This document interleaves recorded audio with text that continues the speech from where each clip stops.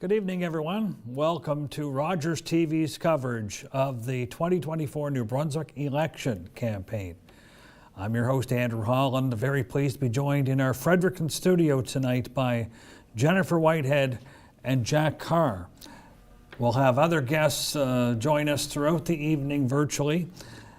The results have started to come in through the advanced polls and also returning offices as polls in New Brunswick closed at 8 o'clock. The folks that are at the voting stations, as long as you're in the line for 8 o'clock, people still can vote. So some areas of the province may be a bit slower to have results come in, but we're delighted that you've taken the time to join us tonight. And we'll discuss some of the issues during the election campaign and bring you the results from elections in New Brunswick this evening. Jennifer Whitehead, thanks for joining us. What were some of the issues you were hearing about, or what were some of the issues you felt were most dominant during the election campaign? Definitely healthcare took a front seat, I would say, and as well as affordability and housing. They seem to be the only two, really, in my opinion, that were discussed at all this last campaign. Well, I'd agree with Jennifer. There were some others as well, but healthcare seemed to really take hold. And Susan Holt did a very good job in positioning of 30 new community health collaborative care clinics, even though there's a number of them in existence, but she did a very good job of positioning that and having almost every other day an announcement about healthcare and affordability. Also, one of the main issues was the pronoun policy, gender policy, policy 713. That still kept popping up throughout the campaign, and leadership and going status quo versus change. So, I know that there's been a lot of said about healthcare because people saying they can't find a doctor, but also nurses played a key role in this election campaign, pointing out that they were the lowest paid nurses in the country, except for the province of Quebec. And so, and highlighting the issue that a lot of nurses have decided to find other careers because of burnout. How major an issue is that in the healthcare system? It's huge, but it's not unique to New Brunswick. I mean, the shortage of nurses is across the country and international at that. So I think that salary certainly plays a factor in recruiting and retention, but we have to be more creative in healthcare with electronic health, with optimizing the scope of practice for all of our health practitioners. I mean, there's a lot more, the nurse practitioners, our pharmacists, a lot of people in the health field that they can do, and we have to be a little bit more flexible. And I think that'll be who forms government has to be a visionary. They have to look at it and be creative. well, like Blaine Higgs said during the CTV debate, he mentioned and said, look, if it was money, the PC government has spent $1 billion more since they've formed government in 2018. And he said, if money was the solution, he said, I'd write a check right now for $400 million and we'd solve it. But he says, like Jennifer says, it's creativity, partnerships. One of the 6 or so promises that the PC's made, not very many promises they made, but one of them was to have more collaborative care, as Jennifer had mentioned, in the, moving forward for the government. So, as we wait the counting of the ballots, we have to look at the issues that dominated this election campaign, and we just touched on some of it with the access to primary health care. We took our Rogers TV cameras to polling stations and returning offices to see what matters to voters. I would like to see the government spend my money responsibly. And I don't think healthcare is all about throwing money at it. I think it's a structural problem, and that's got to be fixed. Without a doubt, health has got to be on the top. I mean, it's always talked about during elections and all that, but it doesn't seem like we're making any headway in that direction neither. So it'd be good to see that there is a little bit of a headway in that direction, because it's not getting any better. I mean, especially for the people that don't have a doctor, and I know there's lots of issues, but someone's really got to sit down and really have a look at it, go right there where the action is and find out what the issues are. As far as the current government, they've been addressing it. I've seen improvements. I don't know about the housing part, but I've seen improvements in the healthcare compared from a year ago or so to currently. So, I mean, it's nothing. I keep saying you can't pull a doctor out of your butt. There's doctors, there's only so many doctors that are practicing, that are licensed, and are they willing to come to this province and all those other things. So they're doing it as gradually as they can, and the whole health care system is changing. For you, what have been the issues in this election campaign? Largely, it's just been about healthcare, access to it, and not only that, but the discourse around trans rights in school. And I haven't been so thrilled about what I've been hearing from the Conservatives. Yeah. Do you think the other party leaders have addressed these issues to your satisfaction? I always think you can do more. It's more just backing away from the extremist comments from the Conservatives about not letting students express themselves in schools freely, and scapegoating parents' rights in place of considerations for students. Healthcare, school education for the children. I've got a grandson. And it's important that we soon get a rent cap on our rents. That's the basics. Healthcare is number one, probably. And I think that the Conservatives have dropped the ball a bit. Healthcare, because I haven't had a doctor for years and years. I don't even know how long ago it is now. And I think the education system as well. And then seniors too. That's a big issue, yeah. Do you think healthcare has got a fair amount of attention during this election campaign? Well, I'm hearing them talking about it some, but I'm not hearing a whole lot of positive stuff, so I'm not sure. I hope they're listening, because really that is a very important thing to get done here right and get it done correctly. I do believe that Mr. Higgs has been trying to change things when he found out how bad things were.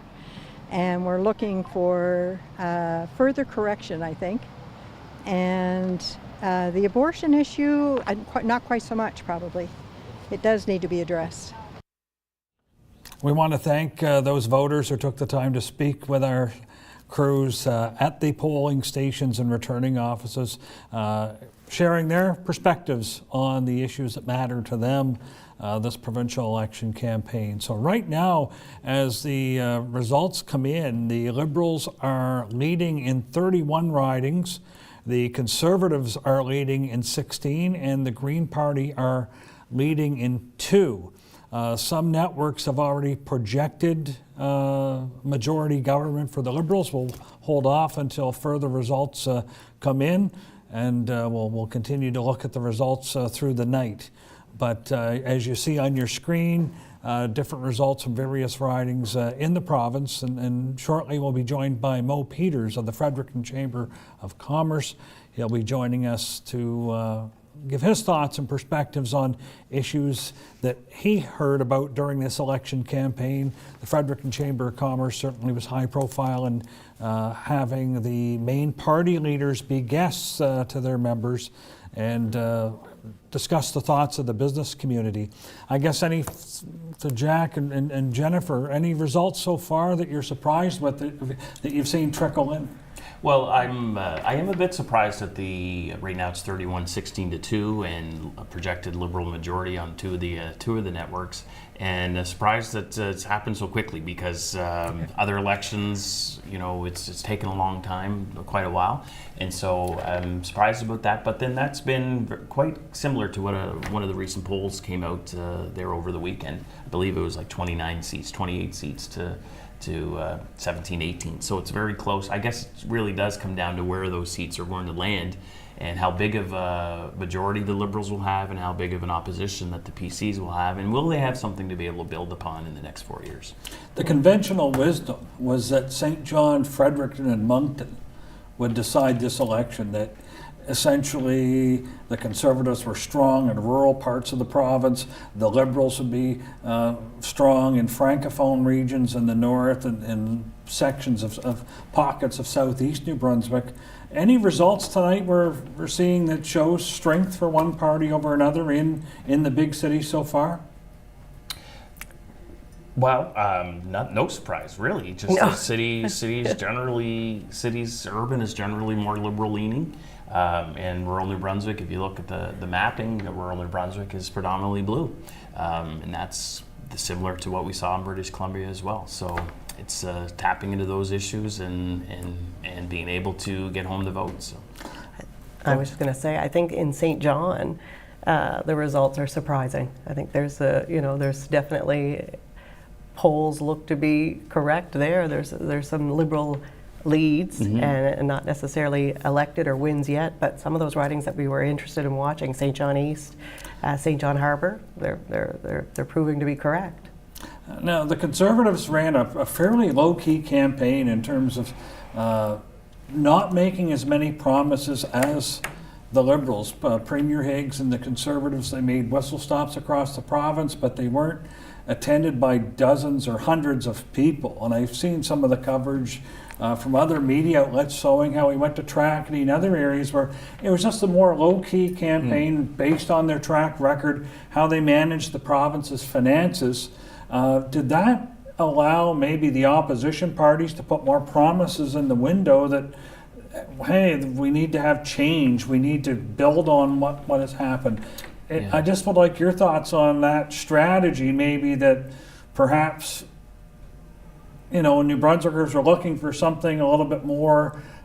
It's good what you've done, but tell me what you want to do for the next 4 years. Well, and it's not. I don't feel like it's necessarily the promises per se, but it's having the commitments to be able to have an announcement almost every day. Susan Holtz, they had dozens and dozens of commitments. That's the traditional model. Well, that gives a reason to be able to be in the news, to be on social media every day with something to say.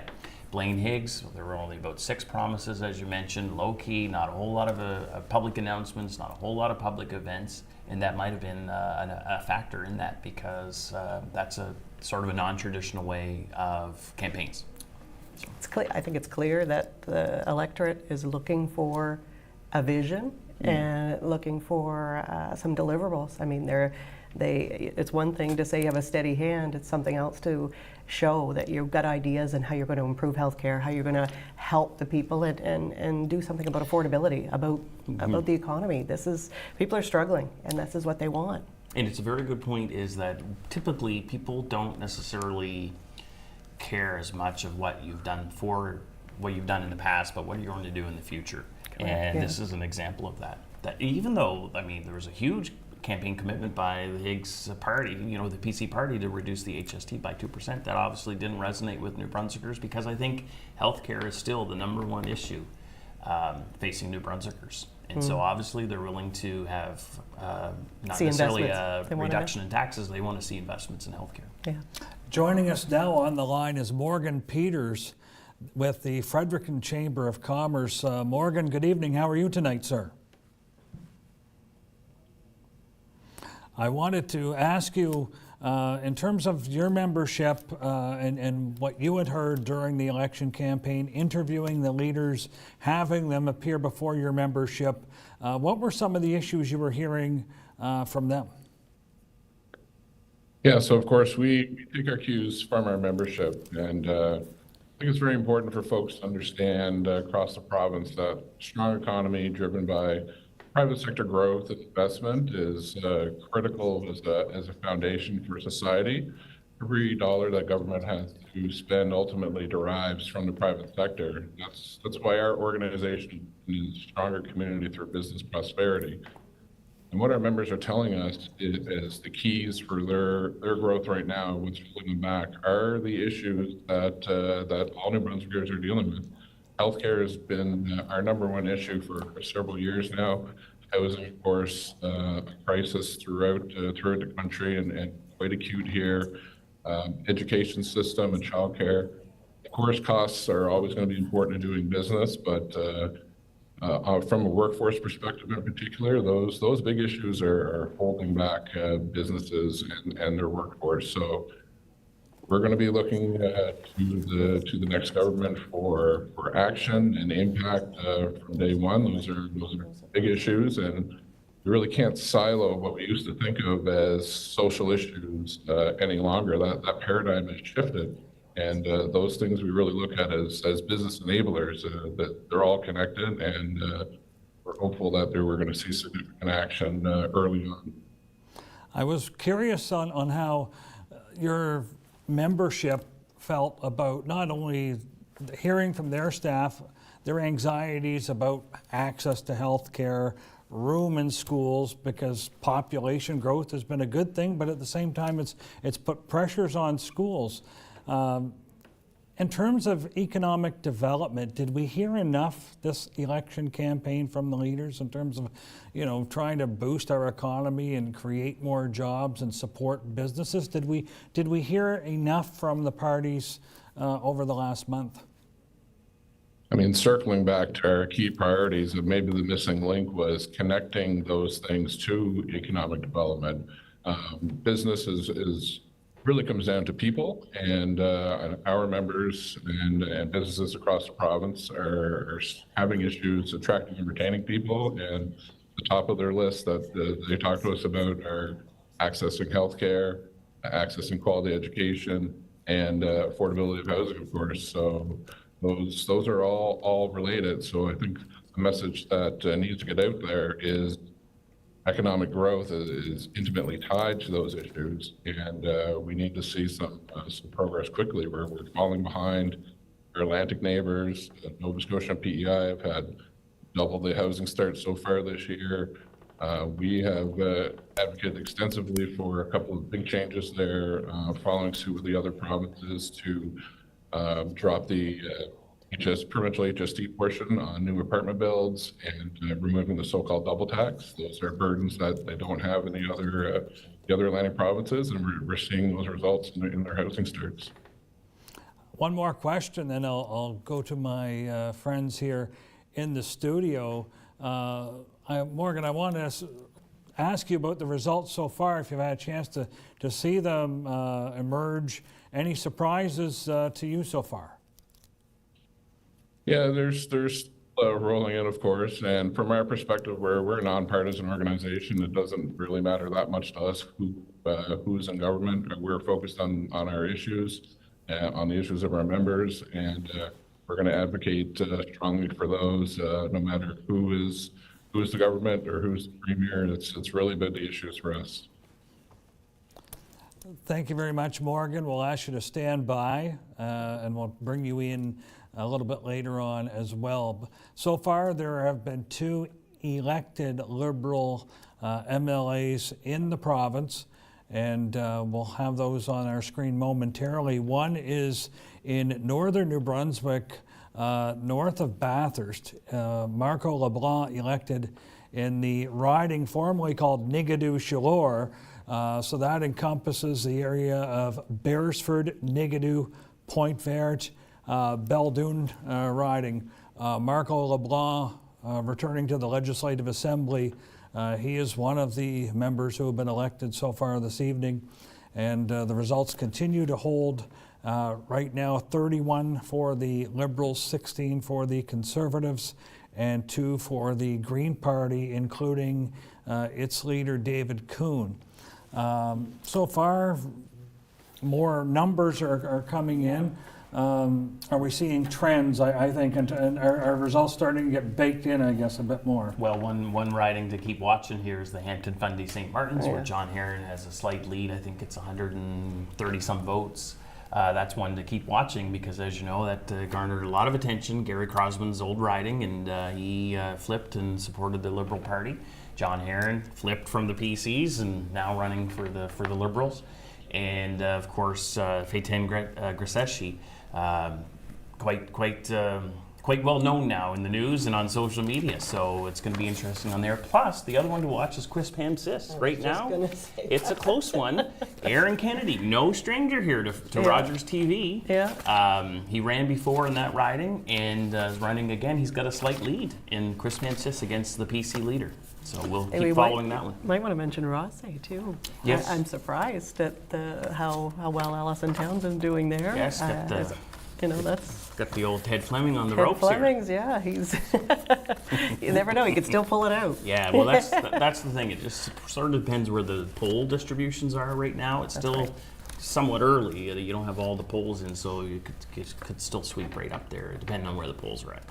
The second MLA to be declared this evening is also in the same area of northern New Brunswick.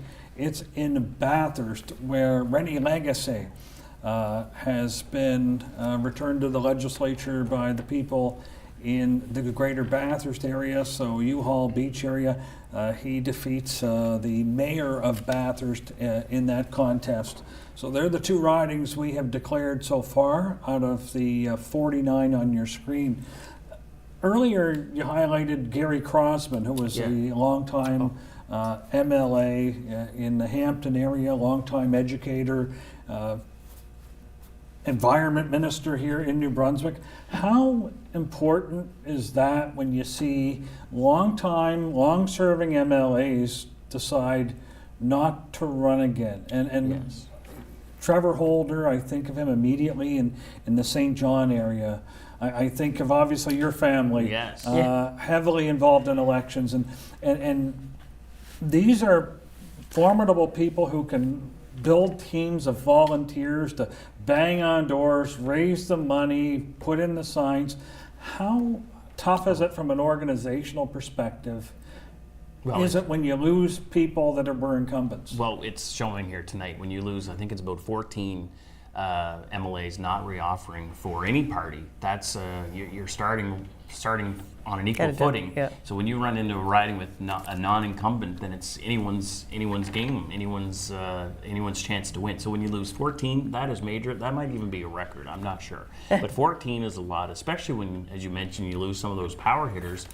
Because, as you mentioned, when you run 4, 5, 6 elections in a row, the cohesiveness that you've had in the riding, the knowledge you've had in the riding, your systems, your campaign team, your data, all of that is very, very valuable and important. When you lose that, then you've got to start from scratch. Now, we're going to see some that had some non-incumbents, and we'll see both parties winning, and that's a bit of an anomaly. But when you lose 14 stronghold MLAs, like all of them, I believe, were in cabinet at one point or another, that's obviously going to take a hit, and it's showing the results tonight. And I think this election will be one that people will be studying and reviewing and analyzing for many months and years to come. We've just declared a couple more ridings elected in Moncton Centre. Rob McKee, a lawyer, the opposition finance critic in the legislature, returning. He gets past Dave Melanson tonight, the Conservative candidate. Dave Melanson, engineer with the federal government, and very active in hockey and the sports community as well. So Rob McKee coming out on top in Moncton. So there's a third riding that we've called. Another one we're watching is Dr. John Dornan in St. John, out to a lead in the Port City. And one of those ridings that are being watched very closely because of incumbents who aren't running again. And Dr. Dornan was well known with the Horizon Health Network. You see it on your screen there now. Declared elected in St. John, Dr. John Dornan. And he made news in the last couple of years. His situation was well covered by the media in terms of his departure from the healthcare field and subsequent return. There's Rob McKee on the screen, declared elected in Moncton Centre. So there's 4 candidates elected, declared elected so far this evening. Jennifer Whitehead, I'll go back to you. We talked about incumbency and the importance of it. At some level, though, you think that it can give energy to a party to find new people to run, but at the same time, one thing that I was noticing, especially in Francophone ridings, the Conservatives were nominating people just 4 or 5 weeks ago, and it takes a while to build a team and an organization. Yeah, it really does. So that they come in behind the gate, right, right out of it, and it's hard to get organized. And if you don't have that infrastructure behind you from former campaigns, and a lot of the executives aren't as active in later years or recent years, I guess. And so if you don't have that machine behind you, it's a tough tough situation. It's a very good point. When I ran in 2006, I was well known in Gagetown, Cambridge Narrows. That was my brother's part of the riding. It was redistribution, Jody's part. So we had all that information, who had assigned 2 elections, 3 elections prior. When I went over to Minto and Chipman, I had no information. As you mentioned, Jennifer, the team there, they were a little bit disenfranchised. Yeah. The MLA was the former MLA. I had no information, so I really didn't do as well as I wanted to in those areas, and I lost by 240 votes. That did make a big difference. Incumbency is pretty big. Yeah. Another couple of ridings are declared elected, so that I think we're up to half a dozen for the Liberals at this time. So we have Shediac Bay Dieppe declared for Robert Gauvin. He was first elected in 2018 as a Conservative in Shippagan-les-Îles in Shippagan-Lemec-Miscou. In 2020, he decided to become an independent, and then later that year joined the Liberals and won a riding that was previously held by Premier Brian Gallant. And he defeats tonight Chantal Landry and René Efistien, who comes from France, a school manager who actually ran for the Liberal Party in Moncton Southwest in the last election. So another Liberal returning to the legislature there. And I noticed the results too on the screen. Andrew blew by there, and Bill Hogan, former education minister, has been re-elected as well. So. Yeah. Of course, that was a pretty big issue that led up here in the last year and a half, Policy 713. The Progressive Conservatives, Blaine Higgs, changed the age for parental consent to 16, and Susan Holt has promised to go with Kelly Lamrock's report and change that to 12. Yeah. And so Bill Hogan was a big part of that, but he's gotten re-elected. So that's going to be interesting to see how that plays out in the legislature when the legislature reconvenes. Also still watching Chris Pam-Sis. Blaine Higgs is still behind in Chris Pam-Sis. The other 2 leaders, I believe, are well underway of being elected, Susan Holt and David Kuhn. There was some talk whether David Kuhn would be re-elected or if he was on the ropes, and he pulled it off. He's an old veteran since 2014, I believe, and it's good to have a strong Green in there to be able to provide that insight as well. And David Kuhn, certainly well known as the former executive director of the New Brunswick Conservation Council, and declared elected tonight. Regardless of your politics, certainly people will recognize his seriousness in his issues. They don't go out on every issue trying to make a headline, but they bring a certain diligence and seriousness to the issues he addresses, and so I think that's been respected by the people in Fredericton South, and he has been declared elected. And at this time, we'll go to our phone lines and be joined by Jordan O'Brien of Porter O'Brien. They do a great job with not only government relations, but also issues management. And he's been closely following the results tonight for the 2024 election, and he joins us. Hi, Jordan, how are you? Good evening, Andrew. It's good to see you guys. Hi, great to see you, and thanks for taking some time. Have you had a chance to digest some of these results that have come in so far? Yeah, well, it's certainly a big victory for the Liberals and Susan Holt. 2-1 majority by the looks of it, biggest majority since David Allward in 2010. I see really surprises, I think, as well. A few of the ridings I'm looking at right now. Of course, you guys have been talking about Chris Pam-Sis.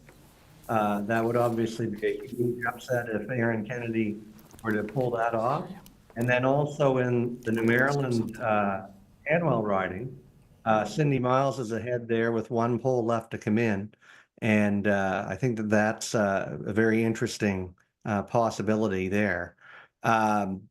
The other 2 ridings that I think are interesting that are quite close, I think that they may be done. You may not have called them yet, but it does look to me like Tanya Sodi has beaten Ernie Steeves in Moncton Northwest, another big member of the government, and she, I believe, would be the first immigrant in modern history elected to the legislature. And Glenn Savoy has won in St. John, maybe the one speck of blue left in St. John, but by a very narrow margin of about 30 votes. So it's quite interesting.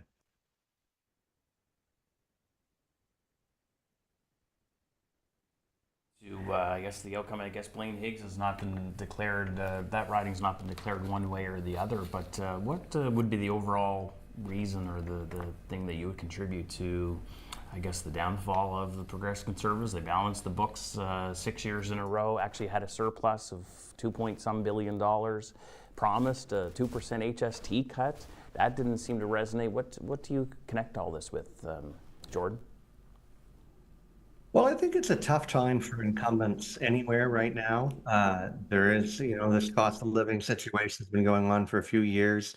The Justin Trudeau's issue, I think, is a lot of issues, but a lot of it is that he's been there for 9 years. Blaine Higgs had been there for 6 years. We saw an election in BC where a party that didn't even exist a couple of years ago may or may not have won the election. They still need to wait for the mail-in ballots.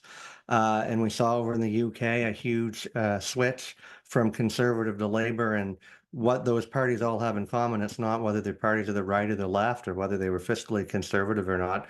There's just a general mood for change, I think. And Blaine Higgs is on the wrong side of that. He tried to play an interesting card we haven't seen here in New Brunswick too much before on some of these social issues, to use them as wedge issues. And I don't know if that is his problem or if it's just the fatigue of an incumbent or a mixture of the two, but certainly didn't work for him. I think it was pretty evident that she downplayed the Liberal brand, which I think was the right strategy to do, trying to attract Progressive Conservatives, trying to attract Green, anyone but, I guess, PCs, and also with, of course, no secret of Justin Trudeau's low popularity. How significant do you think that strategy paid off? I may be a little bit cynical on that, Jack. I think people see a red sign and they know that it's a Liberal and a Conservative race, and she certainly downplayed it, and I know why she would have. Justin Trudeau is very unpopular, and Blaine Higgs tried to play it up. But I think voters know that she's a Liberal, and I think as the campaign winds on, they know that it's a different election than a federal election. Nice, perfect. Jennifer, did you want to ask anything? No, I think so. Great, Jordan. That's excellent. You've done a great job. I saw you on CHCO TV as well, which, by the way, will be carried on Rogers at the end of the week, Rogers Cable. But you did a fantastic job, Jordan, carrying the way with your expertise, advice, and great to have you on tonight's show. Jordan, I'd like to ask Thank you very much, Jack. Kind words. I want to ask you about campaign strategy, because we've seen this roll out over the last month, how the opposition Liberals and even the Green Party laid out various platform elements every day or every other day to give them something to put on offer on social media. Whereas the Conservatives had a more of a low-key campaign based on what they had achieved and how they framed their achievements and performances as good financial managers and not wanting to I guess overpromise. I guess it's sort of like underpromise and overdeliver might have been the strategy. But looking at that, do you think that might have backfired in the sense that New Brunswickers may have wanted to see a fuller platform for the next 4 years versus a two-pager that didn't cover the environment, didn't cover conservation, didn't cover a lot of different subject matter areas? It was just boiled down to a few. It's interesting. The elections obviously move on more than one thing, and I think the Conservative strategy was to keep it simple, and to some extent that worked. I think most people could explain the Conservative platform in a few words. It was easy to understand, but I think that the acuteness of the challenges in the healthcare system, people were looking for an answer on that, and there was no answer really coming from the Conservatives other than more of the same, which, when people aren't happy with the status quo, isn't a great message. Well, thank you kindly for taking the time to join us tonight as we continue to see the results come in, and hope to catch you down the road. But appreciate your insights and your expertise tonight. Thank you, Jordan. Thanks, Andrew. Thanks, Jack. Thanks, Jennifer. Thank you. Have a great night. We're seeing more results trickle in and more electeds being declared. Bill Hogan for the Progressive Conservative Party in the last legislature, the Minister for Education and Early Childhood Development was declared elected. He had roughly 4,200 votes.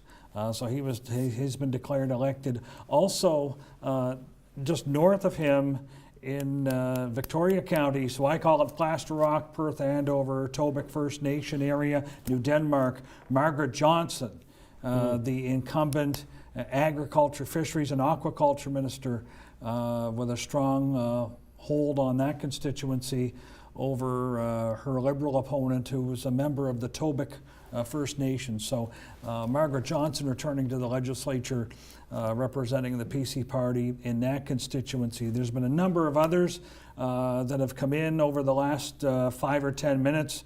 Benoit Bourque, returning to the legislature on behalf of the Liberal Party. Benoit Bourque, certainly well known down in southeast New Brunswick. That area I would call Casey Cape, part of the province, Grand Digue, just basically running up toward, not quite Rogersville, but in that part of the province. Benoit Bourque returning to the legislature. Another one, and maybe not much of a surprise, given the plurality she experienced the last election in the Edmundston area, Francine Landry, re-elected for the Liberal Party in the Madawaska, Edmundston, Lac region, so that just borders with Quebec, and she is returning to the legislature. I think in the last election she had over 66% of the overall vote, and that's typically what we see in the last couple of elections, is the Liberals win these big majorities in Francophone areas where they run up the score, but it's vote efficiency, and this is where the Conservatives usually have the ground game, where they pull out more seats in urban centers where things are a lot more competitive. Well, especially how over the last few elections, how the ridings have been redistributed. So you've got a bit of urban in a lot of those city ridings, and then some rural, and then that traditionally has been a lot to carry the PCs past the post, but we're not seeing that in several of the ridings here in St. John, especially in Fredericton, and of course in Moncton. In Moncton, like we said earlier, like you get some of these MLAs defeated. Greg Turner, Ernie Steves. Ernie Steves, I believe that's like John Betts' old riding. Like that shouldn't necessarily turn, but in this case, it has in this election. So, your thoughts on that in terms of seeing how that vote efficiency, if you can't make it, that 250 votes, that's a close margin. If you take 125 from one team and give it to you, then it's a tie ball game. Yeah, and it'll be interesting to see the breakdown too. Is how many did a lot of PCs stay home? Did they not? Like when we see the breakdown of voter turnout compared to last elections, did they just stay home? A lot of them. The leader obviously was not able to keep those 14 incumbents or 14 that left the party to be able to stay in. That's got to be a reflective of that. And did a lot of their supporters stay home as well? I think we have to go against our argument too, though, the rural versus urban vote turnout. It's going against that trend right now. We're seeing, I think, change is what's dominating tonight's results. It's obvious. If there's a lot of ridings, we're overturning some heavy hitters on the Conservative side, and they're losing, and they're behind, or they're trailing, and that says a lot, I think. You're seeing that with 16 seats for the Conservatives, 31 for the Liberal Party of New Brunswick, 2 for the Green Party. We are able to declare 3 Conservatives elected, our Rogers decision desk. Chris Austin, the Public Safety Minister, the candidate for the Conservative Party in my area. I call Marysville Grand Lake, Fredericton Grand Lake, and Chris Austin, first elected in 2018, is the leader of the People's Alliance Party. He was subsequently re-elected but crossed the floor to join the Conservatives, and he is returning to the legislature tonight, defeating the candidates he was up against, including Rick Desaulniers, who was his caucus colleague with the People's Alliance, served as the MLA in Fredericton, York, and actually lives in Marysville. So he was out campaigning this summer in July, certainly well known as an electrician. Rick Desaulniers, former NDP candidate, as a big union guy, but tonight certainly didn't have the numbers to be successful, nor were the Liberal Party. Other ridings as well, and this one was being closely watched. Mary Wilson in Oromocto-Sunbury, returning to the legislature for the PCs, fighting off a challenge from Oromocto native Stephen Horseman, a longtime member of the Fredericton Police Force. And he was a legislature member in Fredericton North for the Liberal Party in the Gallant government. Thoughts on that? Because a lot of people felt that that might be one that was in could play. flip. Yeah. Yep, and Mary actually has been working that riding ever since she's been elected. She's on social media, and it's very evident that she attends a lot of events. But I know driving, because part of that riding is Gary, and the new part of the riding was Hoyt and rural, some of my old part of my riding that I represented. But over the weekend, I took a drive really from New Maryland on Route 101 to my riding, which was now it's between Cindy Miles and Judy Wilson-Shee, up and around, and then over to Mary Wilson's riding, up to Hoyt, rural, and then back down into Gary. Well, with both of those two Liberal candidates, I'd say there were no more than 10 signs on lawns. And so that, to me, gave me an indication that Mary had a good chance of winning that riding, as well as Judy Wilson-Shee in that area. Now, Hanwell plays another factor in that. But as far as Mary Wilson and Steve Horseman, I'm not surprised with that win.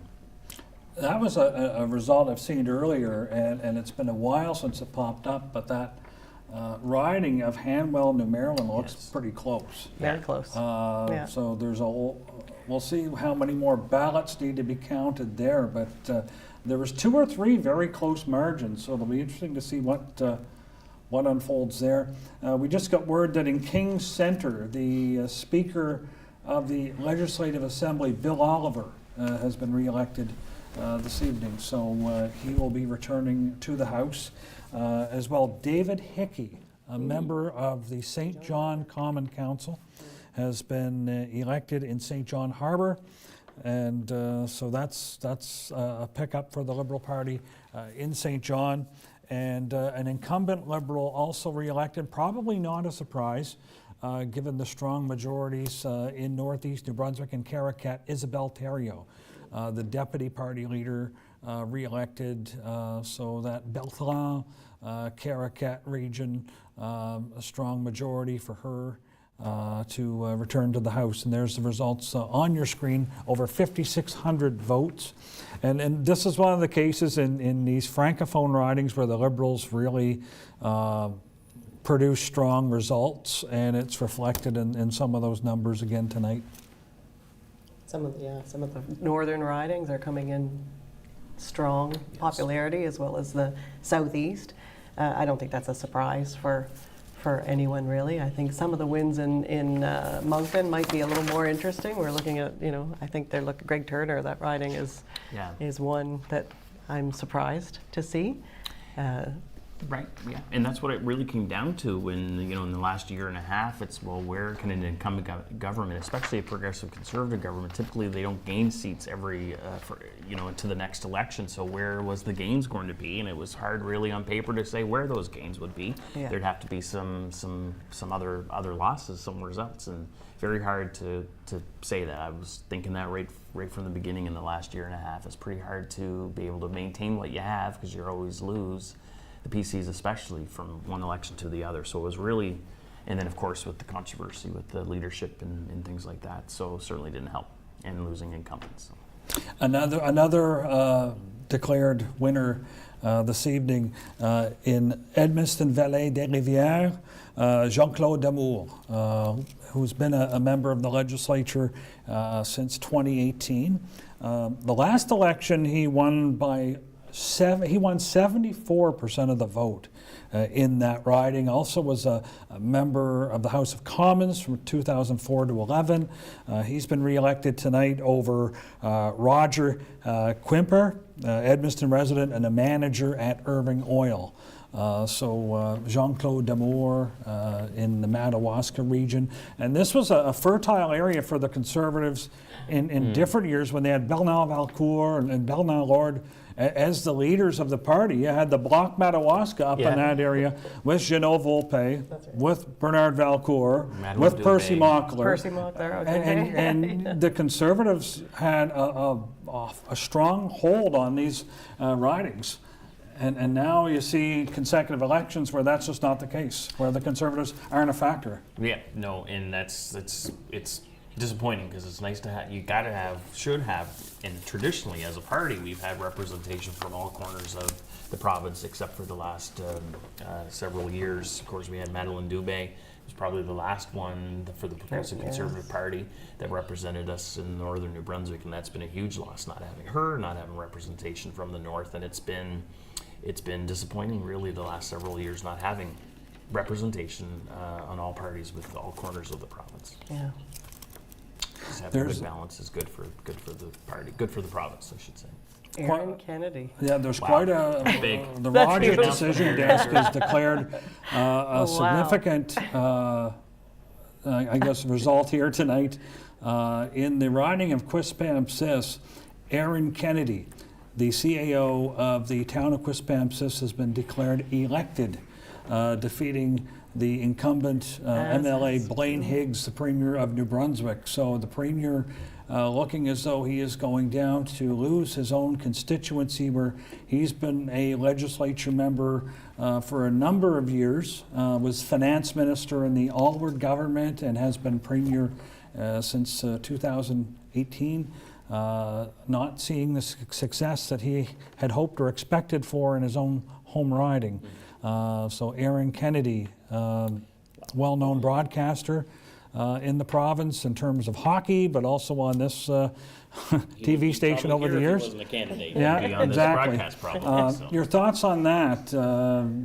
Well, I'm not surprised, seeing as how the riding distribution has been going here in the election and the huge loss that's taken place, the fallout in the last year and a half. Obviously, there's leadership issues. It's been pretty documented and evident in the news in the last year and a half. And also, as Jordan O'Brien said, it's tough for incumbency, tough to be able to maintain that. Susan Holt countered the trend of Liberal sort of lack of popularity throughout the country, so she's overdone that.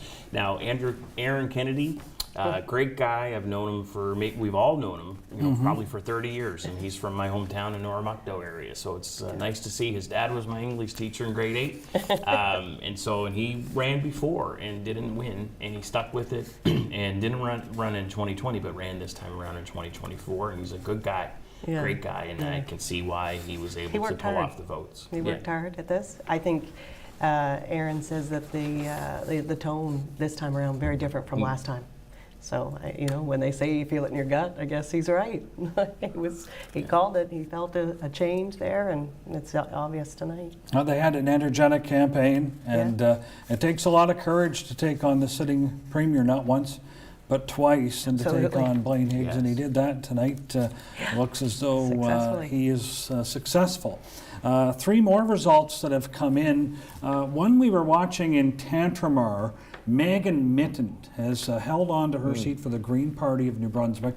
So the green column you're seeing with 2.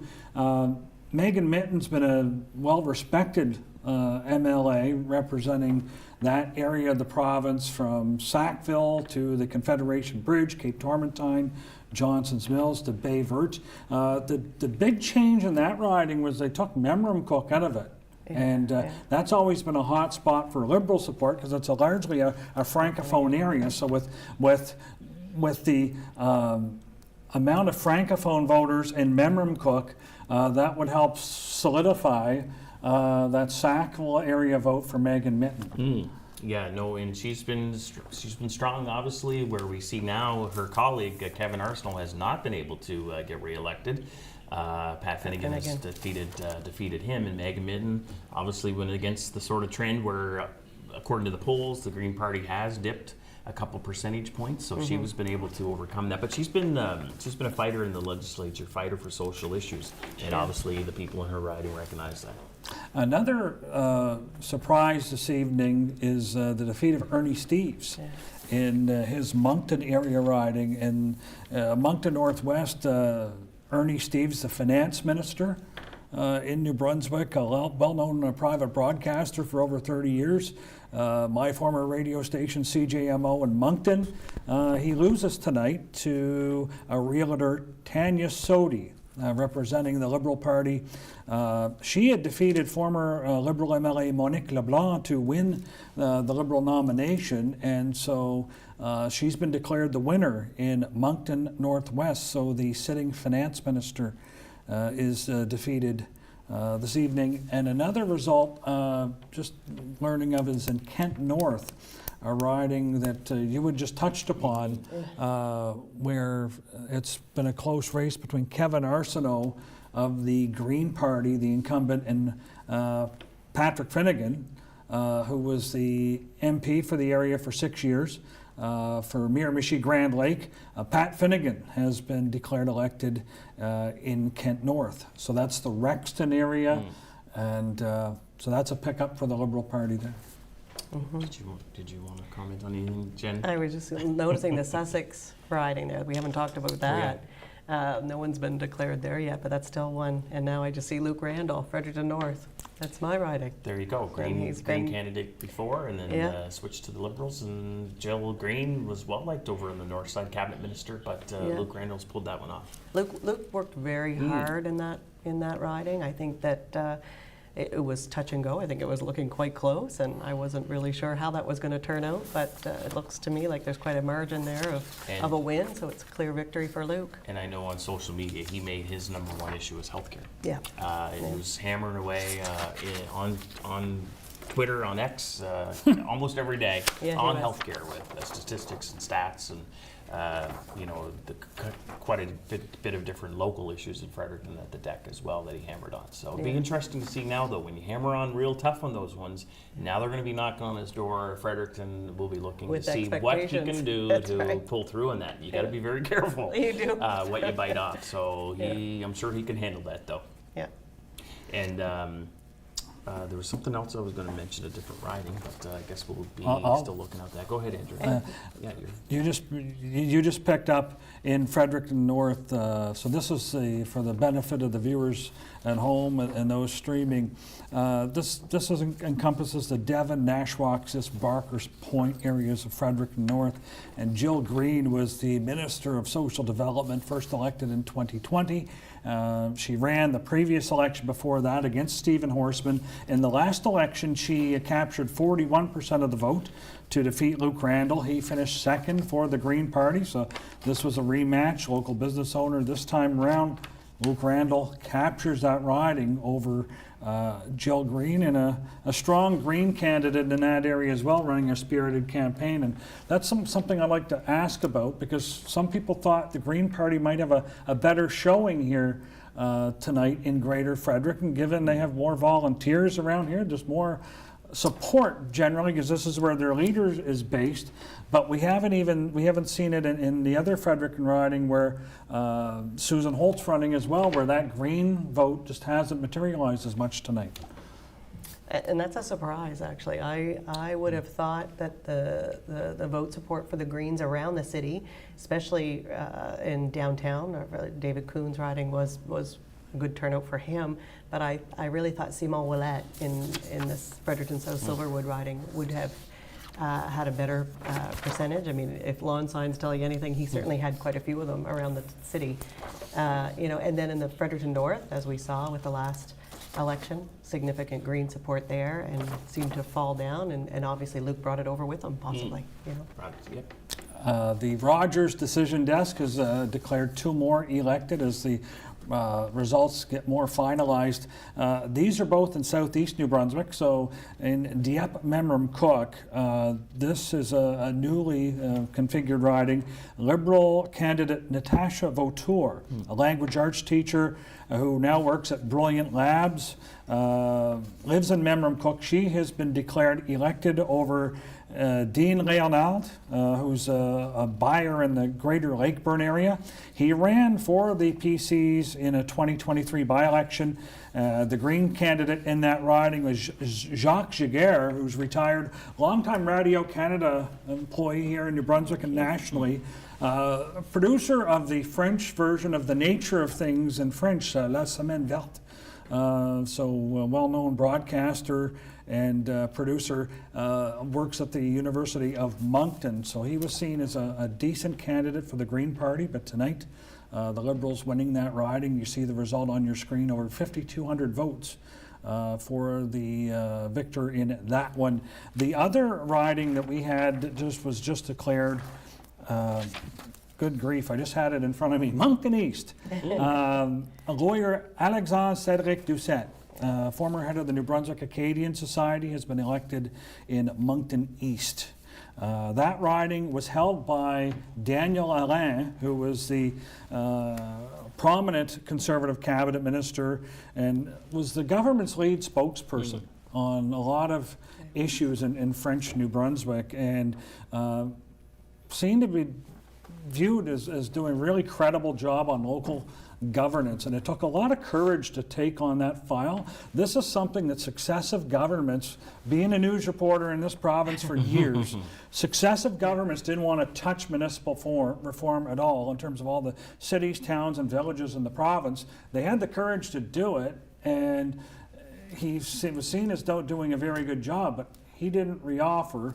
Yeah. How big of a blow was that to lose someone who can communicate your message in francophone communities and earn that sort of trust and have that ability to at least have a conversation with people? Well, it's right up there with all the others of losing all those power hitters, and Danny, no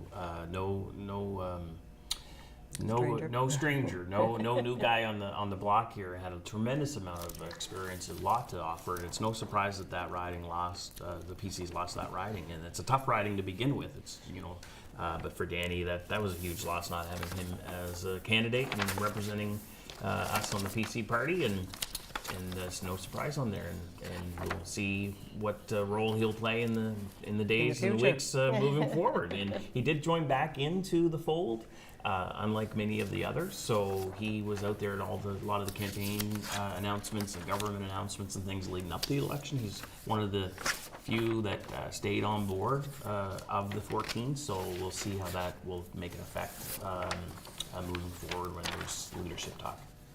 A couple of Conservatives have been declared elected in Riverview. Rob Weir, who's a realtor, worked for as a special assistant to the longtime minister and MLA Bruce Fitch. He was health minister who opted not to reoffer. Bruce Fitch held the riding for 21 years, was the mayor of Riverview, was on council when I worked in private radio in Moncton.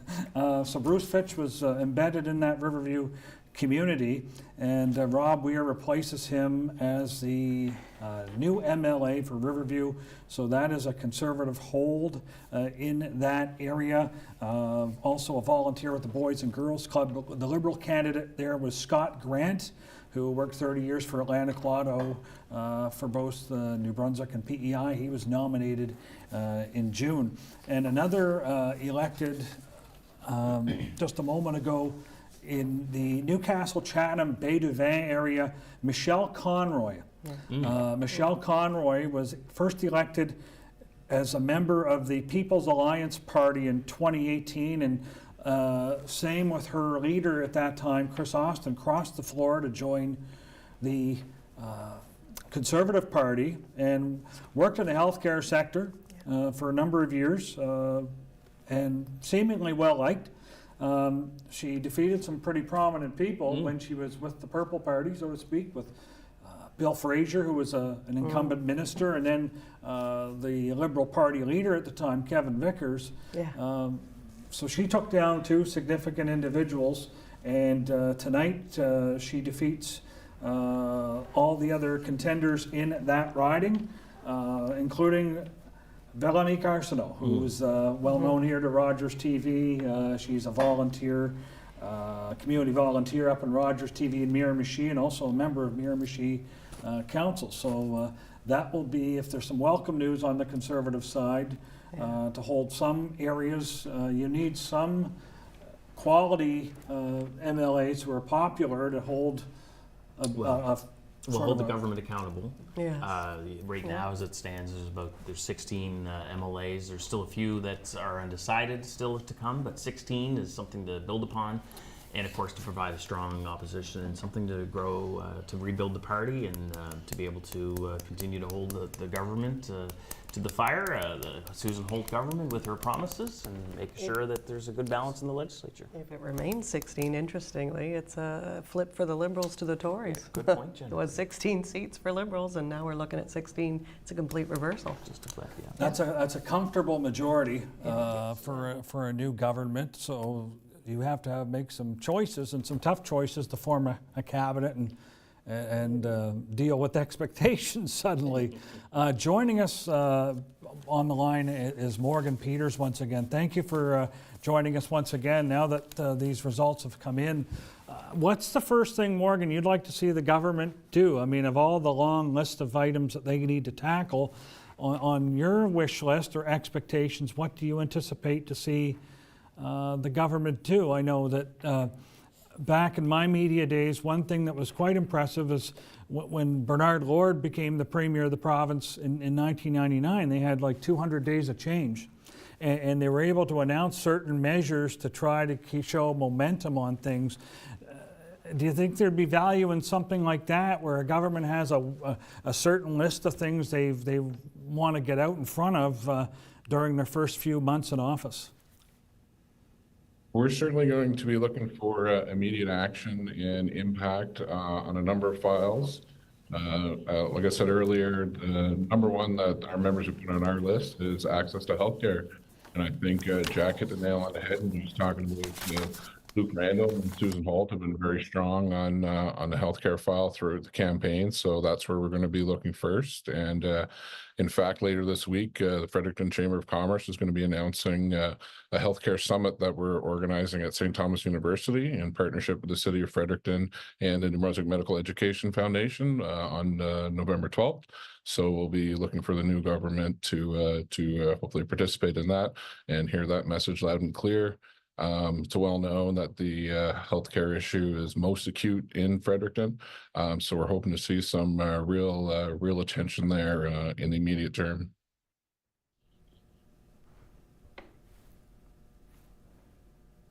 And Morgan, what do you think about the city pool too? That was an issue there with the Liberal Party and the Liberal candidates as well. That's always been something that's on your radar, but that'll be something even more so to be able to tackle, I believe.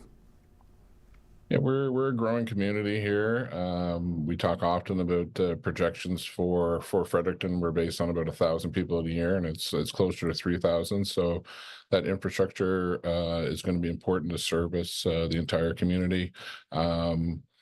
Housing is another key issue with that growing population, of course. And we're hoping to see some action there, especially relative to our other Atlantic neighbors, and bring in some competitive livability, and try to kickstart some more housing starts in our area and throughout the province. We really need to keep growing in order to have that momentum, and we're going to be looking for this government to be focused on immediate action and have a real impact so that we can consolidate that growth. I think we're all aware that, it's been said many times, we're dealing with some of those issues associated with growth right now, but those are far preferable to the issues of decline, and it's action from government and working hand in hand with the private sector that are going to allow us to continue that growth for the benefit of all regions of the province. Thank you very much, Morgan, for your time tonight and your insights and your contributions during this campaign. Over the last several weeks, interviewing the leaders, and that enabled us to have some good content and hear the thoughts of the various party leaders in terms of the issues that how they see they can support the needs of the business community and certainly their customers and supply chains. So thank you very much for joining us tonight. Thank you very much, and for Rogers for hosting our leadership series. One thing I really focus on through with all the leaders is we're ready to get to work, and we hope the new government is too. Excellent. Thank you kindly. We have some other declared elected candidates that has just come in, and been notified by the Rogers decision desk, Fundy the Isle, St. John, Lorneville. So this is the constituency in southern New Brunswick that includes St. George, Grand Manan, Campobello Island, New River Beach, Lapro, downwards. That's the outskirts of St. John, Musquash, Prince of Wales. Ian Lee, a teacher who won a contested nomination, has held that riding for the Conservative Party this evening. It was represented by MLA Andrea Anderson Mason, a lawyer who was first elected in 2018, and she was one of the PC MLAs who chose not to reoffer. She had captured over 66% of the votes in the last election. So that's one of the ones where you wonder, you're losing your incumbent. Will that base of support hold? And in that corner of Charlotte County, it did tonight. It did. Over 58% of the vote there for Ian Lee, so that didn't have an effect in that case. So that's obviously shows how well liked the candidate is in that riding. A couple of areas in northern New Brunswick we didn't get a chance to talk about earlier. We haven't had a chance to touch on, but they've been declared elected. In Restigouche East, so this is Dalhousie, Charlotte, Eel River Crossing, Balmoral. Guy Arsenault, longtime MLA, was also an MP from 1988 to 1997, and the former president of the New Brunswick Teachers Association. Guy Arsenault, with over 3,500 votes, declared elected in Restigouche East. Another one is in the neighboring riding of Restigouche West. So that's Kedgwick area, Campbellton, Val-d'Amour, and Atholville area, Gilles Lepage. Briefly was in the Gallant cabinet for about 14 months. Tourism and Heritage Minister, Labor and Employment. MLA since 2014. He has been elected, defeating Deanne Sear of the Progressive Conservatives. She was a Campbellton City Councillor for 14 years, so a lot of great experience there. But ultimately, again, one of these strong Liberal ridings in the north were probably, depends on when candidates are nominated, how much of a fighting chance do you have to get out there and mobilize support? Well, yeah, if you're going to run in a riding, especially a riding like that, you've got to start a year in advance. You've got to be working that in a year in advance, whether you're Building your nominated or not. team. Yeah. Learn the issues, Yeah. building alliances. You just can't get in there a week before or 3 weeks before an election. 2 months before an election is tough. Yeah. When I was nominated in 2006, I campaigned for about 9 months to get the nomination even. Yeah. And it was contested, and the election was called a week before the election was, I guess the election was announced, and then it was, the writ dropped a week later. But even then, that was very, very difficult. And that was 9 months of trying to work that riding. And that's with a big portion of it being an incumbency with Jody. So a lot of those ridings, they've got to get out there and just keep building and building. Did you have a contested nomination, or? In 2006, I did. Yes, that was a big part of the election. I won, I think it was 300 to 200 votes against Steve McCready.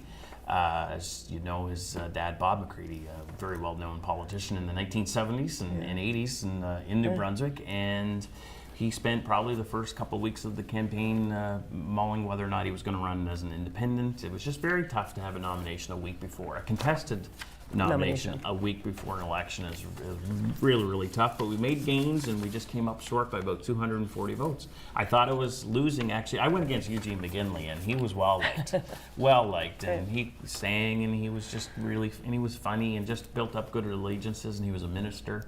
Yeah.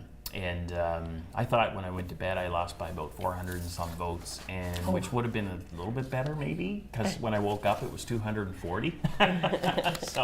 So yeah, I think usually if you're going to get beat, I'd rather just get beat bad. Beat hard, yeah. So that you can never say, but we worked 110%, so I had no questions of did I come up short, what could I have done. But I did make adjustments for my 2008 election. I said, what would I learn from that? And then I made adjustments in 2008, and then won by 215 votes. So every vote does count. So I've lost by 240, won by 215, and so I just all of the candidates have put their names forward. I mean, it's blood, sweat, and tears. There's money that Absolutely. come out of personally. I know you have fundraising and ridings raise money, but a lot of it comes out of your own pocket, gas and tickets and It does. fundraisers and turkey suppers and all the breakfasts. A lot of that comes out of your own pocket. They spend, and even more today because of the price of gas and things. Yeah. So I commend all the candidates that put their names forward because I think generally they want to make their riding and community and province better. It's just unfortunate that not all of them can win. It's and that's just unfortunate. A lot of great people that should be in the legislature are not for whatever reasons. Yeah. Yeah, you're right. I want to talk about that though, because you look at the sacrifices that people and family make. It takes a lot of time. If you have a job, to have to go bang on doors. Let's talk about that for a moment. The sacrifice it takes when you're a professional. Some people can't take a leave from their job. They can't afford it Yeah. to go campaign. And how big of an obstacle They is can't that? afford it. Sometimes their employer doesn't support it. You know, you get people that just can't do it, so you take a leave without pay. And yeah, it's hard. It's hard to go out and campaign and you know, Right. take on a fight with everything that you've got and go into it without, especially if you're not somebody or you're not in a riding where there's that infrastructure. Right. Again, we talked about starting from scratch or building your own team. It's not an easy thing to do. Another reason why incumbency is such an advantage, that's their job, is to be in the riding, is to campaign, to go to events, and they're obviously getting paid to do that as an incumbent MLA. So when you lose 14, as the Progressive Conservatives have, not going into an election, that was a big Hard to recover from that. Yeah. It is. Yeah. So far tonight, there's been 29 confirmed Liberals elected to the legislature, and we can confirm that the official opposition leader and party leader Susan Holt has won her seat in Frederick and South Silverwood. She's been an MLA since 2023 in the Bathurst, Nipisiguit, St. Isidore region. She won a by-election replacing the longtime MLA Denis Landry, who became the mayor of that area. Susan Holt, successful tonight, winning her seat in Frederick and South Silverwood. So that is a gain for the Liberals. The other challengers in that riding were Nicole Carlin, who put up a big fight for the Conservatives, political staffer to Premier Blaine Higgs, Hanwell municipal councillor, and also a former journalist with CBC, and also a spirited campaign from Simon Ouellette, union leader who represented the Green Party in that riding. Another Liberal pickup is in St. John, Lancaster, so that's on the west side of St. John. We're able to declare Kate Wilcott, who's an arts and culture coordinator for the city of St. John, elected in that riding. This was an area represented by Dorothy Shepherd for 14 years. And in the last election, Dorothy Shepherd won that vote by 54%. So that makes us once again reflect on the power of incumbency. And Dorothy Shepherd was a well-known hardware paint store owner for many years before getting into the legislature.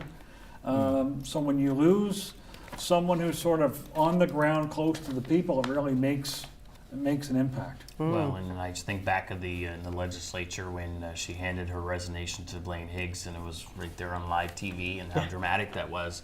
That was part of the nail in the coffin, I guess, of this government. Yeah. What's your thoughts on that, about seeing the Liberals pick up seats in St. John? Because this is one of the battlegrounds, I guess, where, St. John, this was a fertile ground for the Conservatives. They held most of these ridings. Well, and they've held them for a long time. We haven't seen Liberal seats really there for quite some time. Even during Gallant years, there was a lot of talk, a lot of thought around the fact that they were going to win and sweep some seats in St. John, Liberal seats. That didn't happen. That stayed Tory blue for through that whole time. So it's interesting to see tonight. Again, I think it just speaks to the need for change and the idea that a silent, non-active government just wasn't going to work for anybody anymore. People wanted to see action. We just got word of another Conservative member returning to the legislature, a relatively new member. So in the upper Miramichi region, Mike Dawson. This riding basically is Boys Town to Oaktown, McGivney, Blackville, Red Bank, Sunny Corner. Mike Dawson reelected tonight. Small business operator, has his own drywall painting company.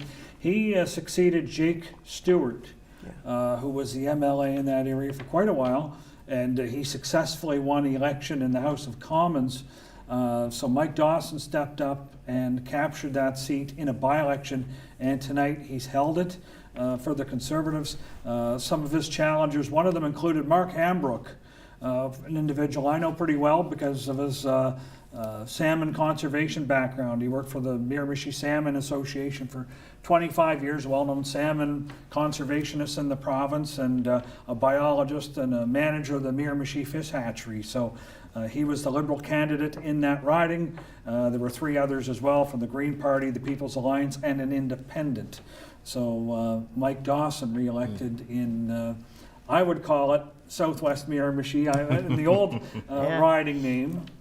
So that's, again, a rural riding where maybe you expect the Conservative Party to hold, similar to North, once you get outside of Fredericton, like up in Carleton County, Carleton, York, some of these areas where Stanley and Peniac and Durham and some of these areas, Ryan Collins, we're hearing re-elected tonight in Fredericton, York. He defeated Rick DeSaulnier, who was with the People's Alliance in the last election. So he is a Conservative, also re-elected tonight for the Conservative Party. Ryan Collins, just outside of the Fredericton area. I guess 31-16-2, these results are holding strongly. So tomorrow morning, there's a lot of reflection to happen. Obviously, the Liberal Party of New Brunswick will have a good night. The Conservatives will have a bit of soul searching to do. And suddenly you have a situation where the Premier, probably would have, even if he held his seat, would have pressure to step down. But obviously, when you don't even hold your own riding, you're not really part of the team anymore. Right. So I guess what happens there in terms of, reflection of a party after you lose an election, like you need to take some months to sort of see what's what. You need to pick an interim leader. Yeah, and I would think that you wouldn't. It'd be interesting to see what Blaine Higgs says tonight, but I wouldn't think you'd need to really wait very long to say that you're resigning as the leader of the PC party. Absolutely. It's pretty evident. You've flipped from 30 seats down to 16. Just wasn't able to capture the complete support of New Brunswickers. And so they would have to pick an interim leader. They'll have to pick an opposition leader before the legislature.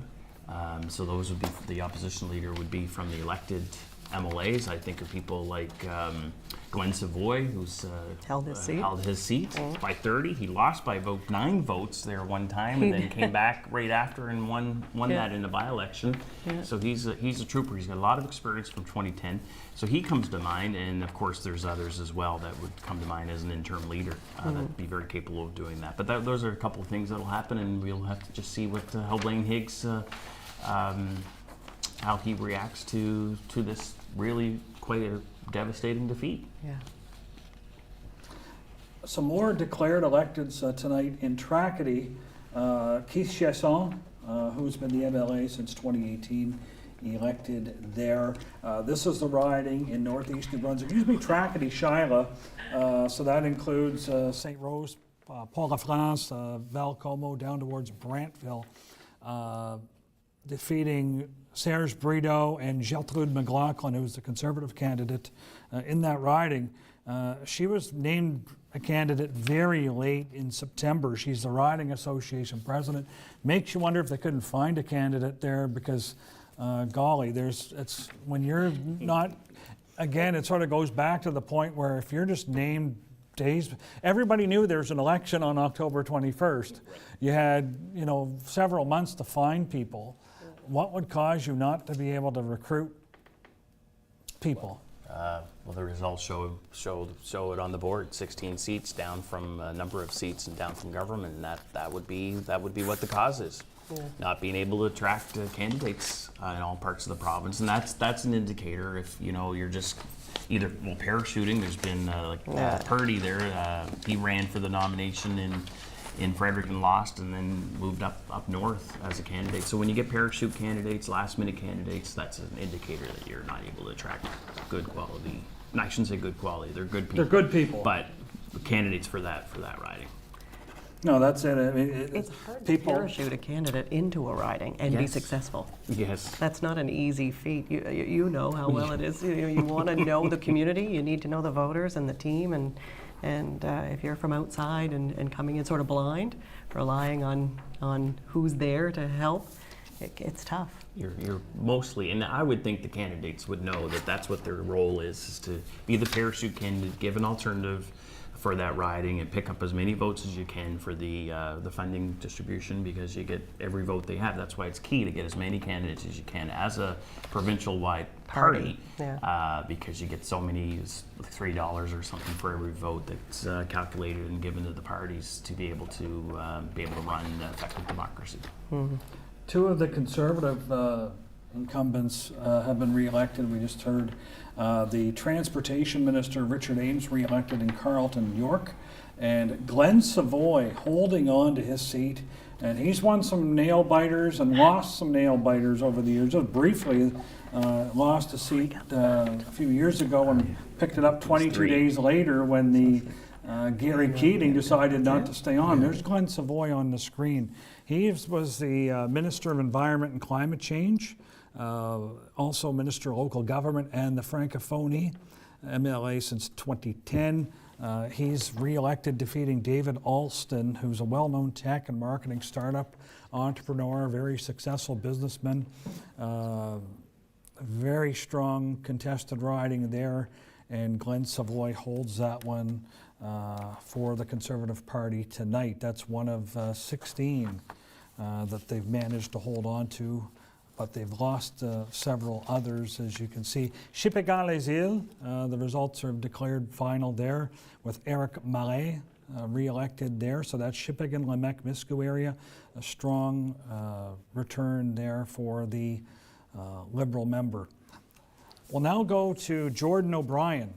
Jordan O'Brien joined us earlier this evening from Porter O'Brien, and you'll know them from their expertise in providing not only government relations to different clients and partners, but also issues management and communication support to different companies. But during this election, Porter O'Brien has identified ridings to watch and had an interesting list that many people were referring to during the campaign.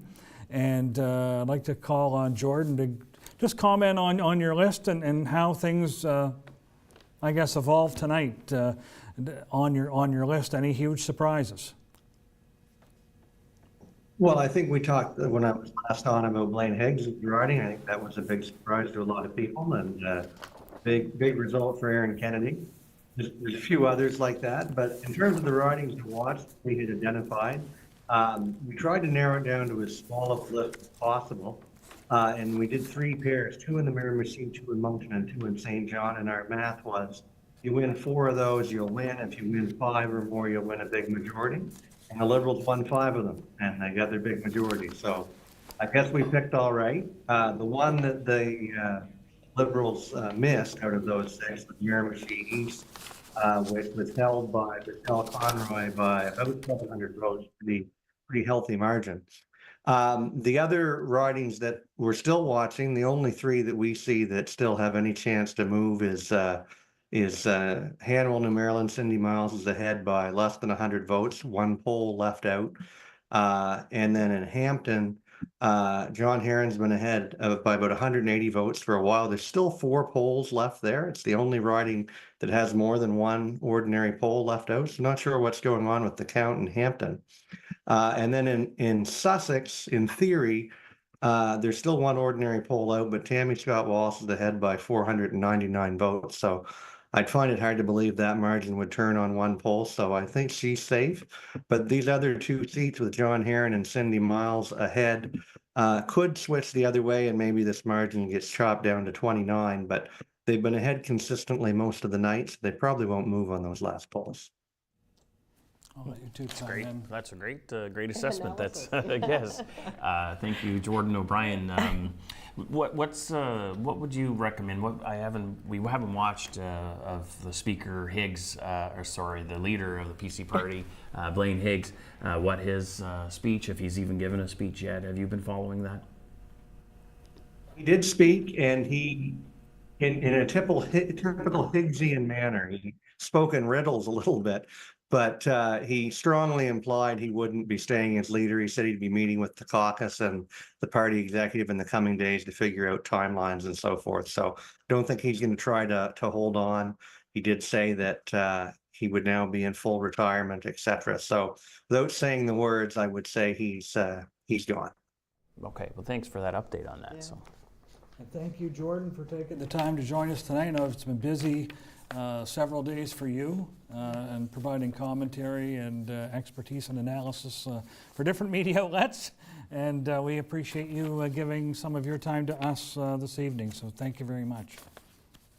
Well, thank you, and thanks to the team behind the scenes for keeping us all informed tonight. Appreciate it. Thank you kindly. We're going to roll through some more results that have come in Miramichi Bay, Neguac.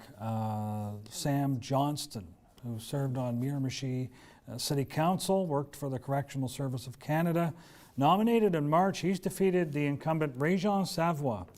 Réjean Savoie was a pretty high-profile Conservative cabinet minister in recent months because he's a francophone and was really put out there as Minister of RDC, doing lots of announcements, carrying government's flag, particularly in francophone areas where Daniel Alain wasn't obviously as implicated as involved. So that result has been determined, that Sam Johnston is elected in Miramichi Bay, Neguac. So that is parts of Newcastle, King George Highway, Burnt Church area, Como Settlement, and Tavis and Tack area. So we'll continue to look. There's still some close results. There's John Herron out in front in Hampton, Fundy, St. Martin's, roughly a 200 vote advantage right now ahead of his Conservative opponent, who has gathered a lot of headlines and coverage for different reasons, and that's been a spicy meatball, I would say, in terms of. That's a good way to put that. Yes, it has. There's been certain candidates that have garnered attention for different reasons in recent months, but how big of a distraction the pronoun issue. I want to get into this because to the most people viewing at home, to them they just want access to primary health care, or they just want to see more safer sidewalks to walk on, a little bit more addressing of mental health and addictions and the things we're seeing in our communities where municipalities are looking for that help because they don't have the staff or the capacity to deal with these things. There's some real major issues that municipalities and people are looking for, but yet you get down the rabbit hole of the pronoun issue, and all of a sudden I need to ask you about that, because how big of a distraction is that for the government? Not only was it an issue clearly in the caucus, but to me it took them off messages where you're doing some good things and you can demonstrate what you're doing to help people in communities. Instead, there was so much oxygen given to this other issue that most people, it doesn't affect them. I just would like your thoughts on that. If this was an issue that, frankly, took up too much time and space for the government. Well, it certainly captivated a lot of discussion on both sides of the issue. Very passionate on, as we see in a lot of these types of issues, very passionate on the outskirts, and then as you get in the middle of the road, it wasn't as, especially if you didn't have kids in school anymore and things like that. People really, as Jennifer hit onto it at the beginning of the broadcast, they really want a doctor. They want a doctor. They want to be able to pay their bills. They want to be able to have more money by the time the end of the month comes, and that's not happening with a lot of people. The cost of expenses are going up, and that's really what people are driven by. And of course, this issue did captivate a lot of people, and not necessarily the specific issue, but when you talk about parents and uncertainty and all of that. And so let's hope now that we can move forward. and really focus on what brings us together as New Brunswickers. And we know that there's a divide even in political with the northern and the southern and urban and rural. Let's hope now that we can move forward and work on our commonalities to be able to bring New Brunswickers together. We've got an amazing province, amazing province, and it's time now to move forward and work together and solve our issues and help our neighbors, help our communities, and let's lift each other up. We've got a great base to go by because we've had $2.5 billion paid on the debt. There's, as you mentioned, there's a lot of good things that the Higgs government did. A lot of that got pushed aside because of the issues that came about. But when you get $2.5 billion paying on the debt, that saves $100 million a year in interest. Those sort of things hopefully will continue with the new Holt government, but also a fresh start to be able to bring New Brunswickers together. What do you think, Jen? I couldn't agree more.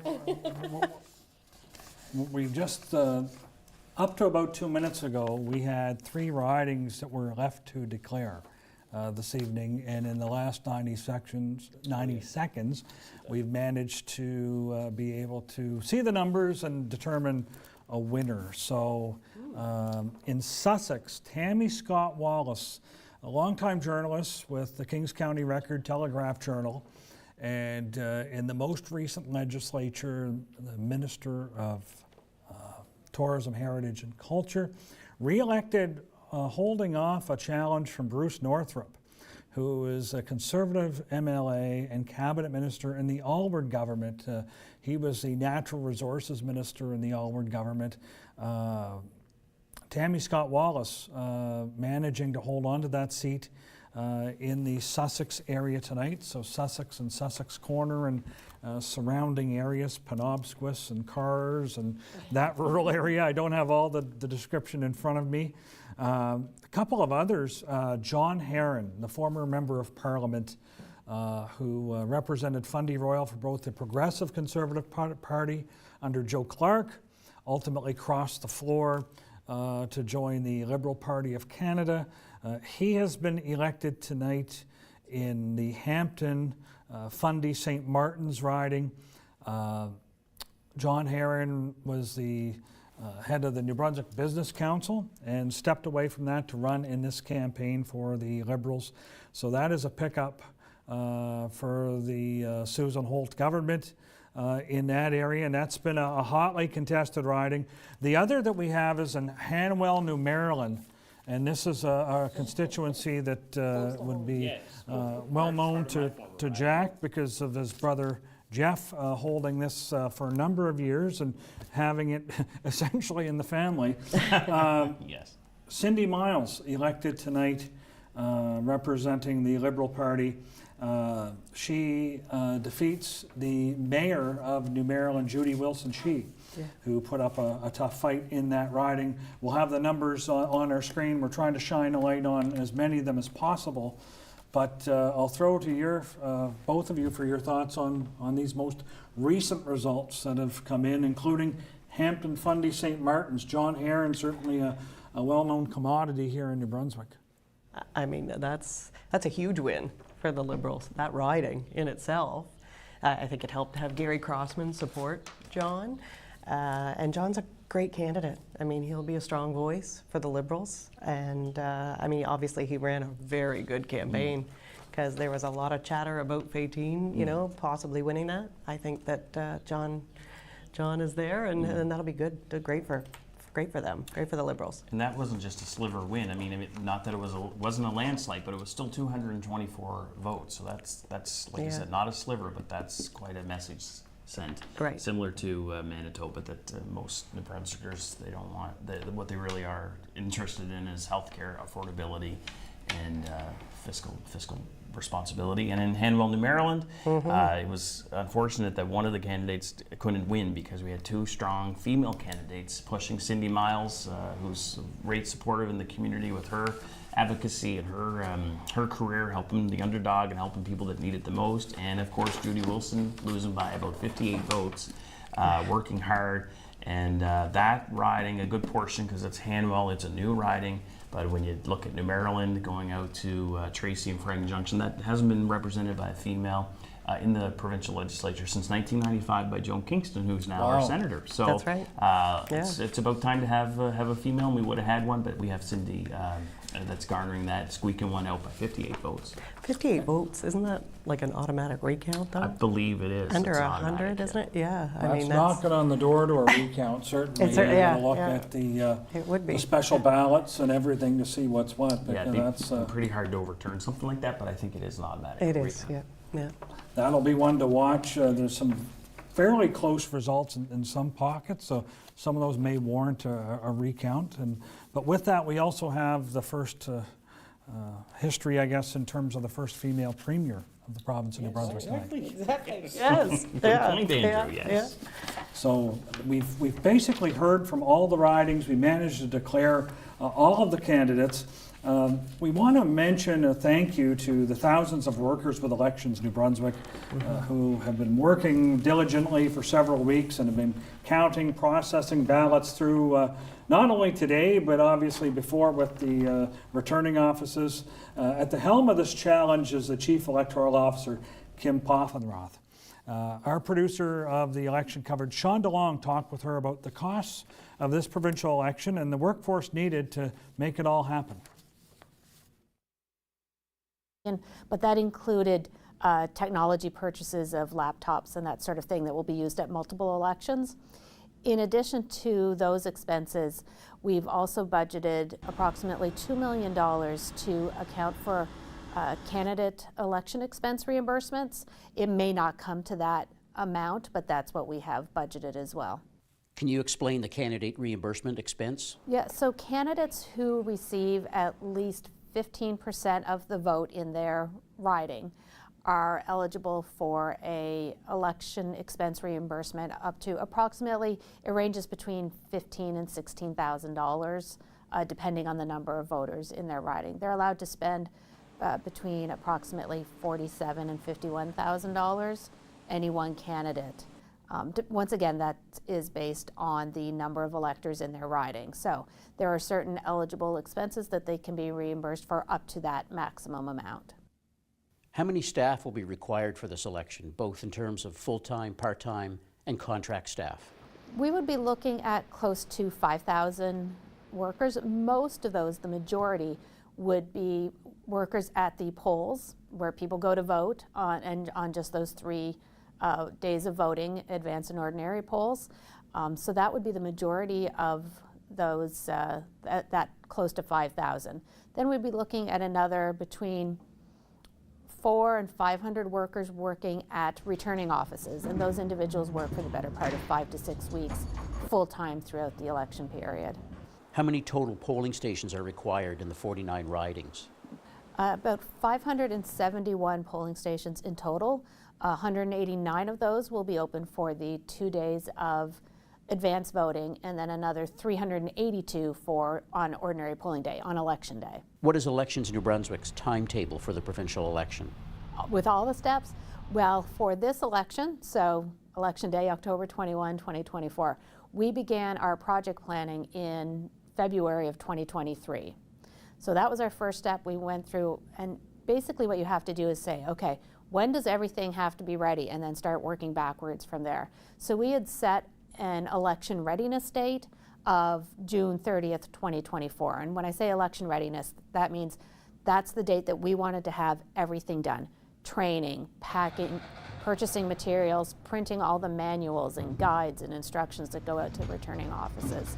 So that's those are the sorts of things we wanted to have those things done so that the summer of 2024, people would have an opportunity to take a little vacation before the election starts. And then the first big activity on our election calendar was sending out an information mailer. We call it a pre-election mailer in the first week of September, encouraging voters to update their election information, their personal information with Elections New Brunswick to make sure they were on the list of electors. So we opened a call center during that first week of September to take those calls. And we've had thousands of calls from New Brunswickers either asking to have their information updated or to be added to the list of electors.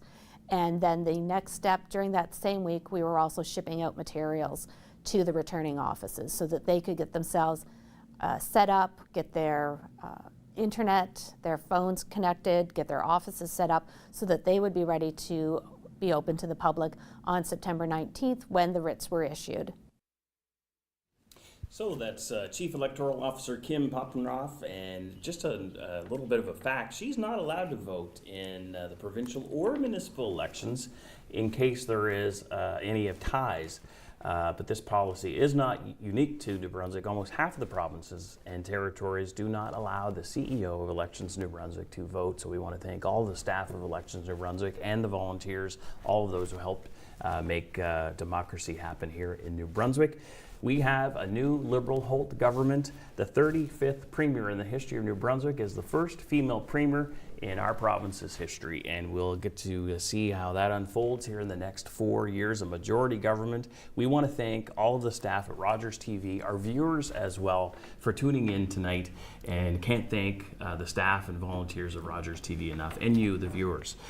For Jennifer Whitehead, thank you very much for providing your commentary. Jordan O'Brien with Porter O'Brien, Morgan Peters with the Fredericton Chamber of Commerce, and Andrew Holland. It was so great to be back, reunited with you, Andrew, here on Rogers TV. Thank you so much for giving back to the community and giving back to the elections here tonight. My pleasure. Always a lot of fun. For all of us here at Rogers TV, I'm Jack Carr. Good night.